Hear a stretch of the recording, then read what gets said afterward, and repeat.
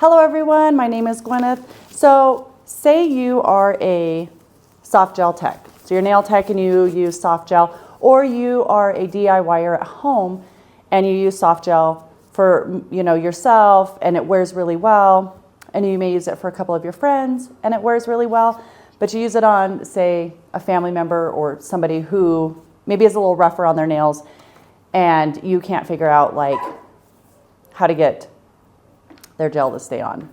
I'm going to show you today what you need if you're going to use hard gel, and it's really, really simple. You don't need a ton of extra stuff if you're going to be using hard gel. Really, you just need primers. You can only use one, you don't need two. If you're only going to use one, I recommend just using a protein primer, which acts like a double-sided sticky tape. Sticks to one side, sticks to the other. I use a combo. I use a tiny bit of acid primer and a tiny bit of protein primer because this is really good for problematic nail beds that like to lift on you. So you would need the same things you need to do soft gel. So you need, if you use an e-file, you need bits to prep. But really you can get away with just a file. You don't need to have an e-file to do nails at all. It just makes it easier when you're doing fills.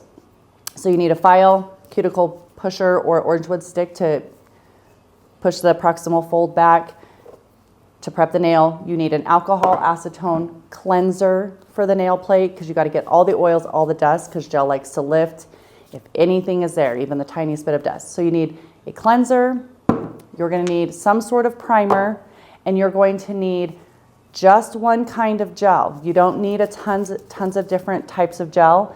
You can just get away if you have. So I use Light Elegance products. This is not sponsored because I love their one step, which can be used as a base gel and a structure, for the structure and for building the nail out. So really all you need is a brush, a file to prep, cleanser, lint-free wipe, which Bounty paper towels are pretty lint-free. If you don't have lint-free wipes available, just get a roll of Bounty paper towels and then just break a little square off. Primers and a thinner viscosity gel. The reason why so that means that gel is just thinner rather than thicker. When you're talking about hard gel, the thicker gels, like they usually call them builders or that type of thing, are really thick, which is great if you're just new to gel and because gel moves quickly at self levels, but if you're not familiar with it, or say you're an acrylic tech and you're switching over to hard gel, it makes it more manageable because it doesn't run as quick. But it also is harder to work with because it doesn't want to move for you and it doesn't self-level. So you can find yourself really having to mess around with it, which causes more lumps and bumps, air bubbles, that type of stuff. It's just really problematic. So I like a thinner viscosity gel because I can use it as a base gel because I can get it really thin and cure that on. And then I can build my structure with it. You just need to move quickly to get it into the light. So, you can do things like flipping the hand upside down to help with the apex, but you just need to move faster. So hopefully all this made sense. But anyways, so if you're a soft gel tech and you're needing or wanting to incorporate some hard gel, you don't need a ton of things. You literally need one gel, which can be your base and structure, primer, which is an absolute must, I think, for any nail enhancement.